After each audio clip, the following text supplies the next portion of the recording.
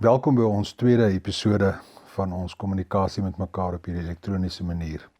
Baie dankie vir al die views wat ons gehad het en die thumbs up op ons eerste video. Dit word groot waardering, ook die woorde van waardering. So ek bly dat jy ingeskakel en ons hou aan om in hierdie manier met mekaar te kommunikeer. Ek wil op hierdie sondagoggend met julle deel uit Sheila Cousins se gedig, My dank na die mis. Sy skryf: Heer, ek glo in U, versterk my geloof.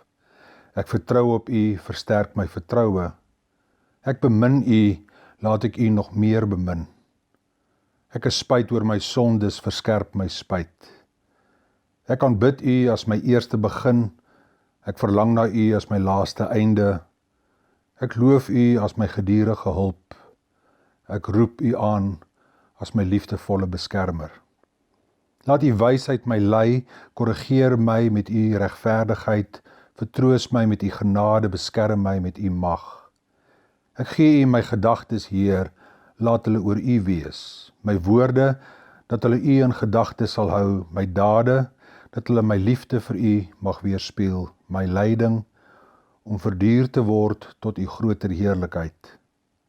Ek wil doen wat U my vra, soos U dit vra, solank U dit vra, omdat U dit vra.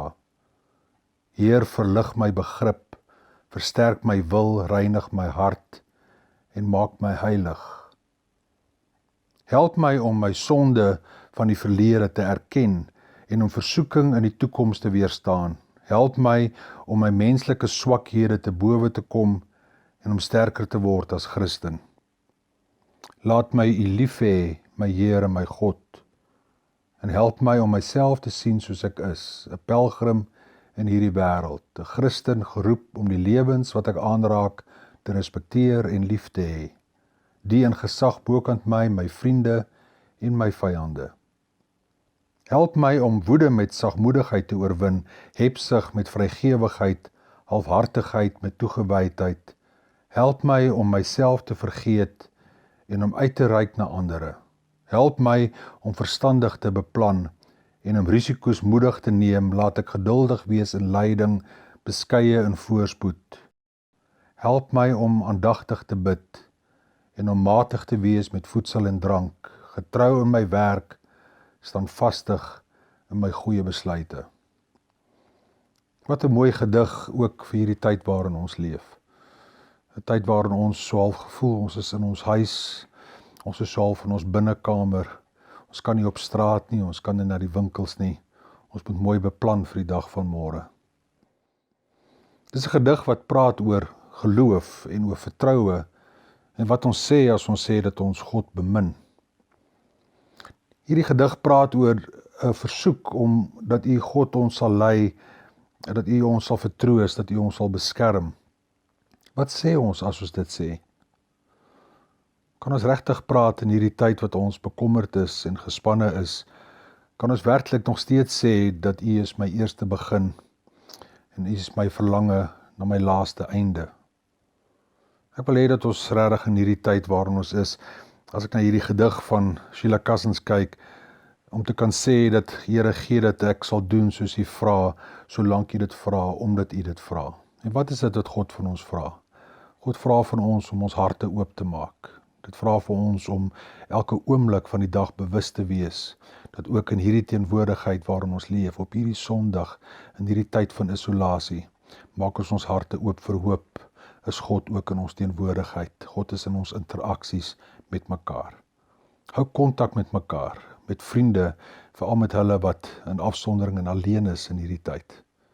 Maak seker dat ons mekaar hoor, selfs al sien ons mekaar nie. As Sheila Cousins sê, help my om verstandig te beplan en om risiko's moedig te neem, laat ek geduldig wees in lyding en beskeie in my voorspoed. Dan vra ek op hierdie sondagoggend dat dit vir ons elkeen 'n getuienis sal wees op hierdie dag. Kan ek vir ons 'n gebed doen? Ons Vader wat in die hemel is, hemel wat in en om ons is, laat U naam, ek is wie ek is, geheilig word. Laat U koninkryk kom in ons aksies en ons reaksies. dat U wil geskied, U pragt en U skoonheid, op die aarde van ons menswees, maar ook in die hemele van ons sielswese.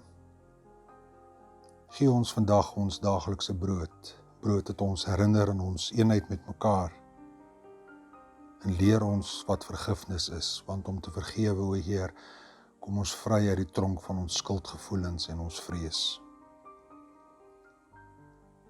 Lei ons wanneer ons in versoeking kom, en verlos ons van dit waarin ons so swaar dra, sodat U liefde in en deur ons kan vloei.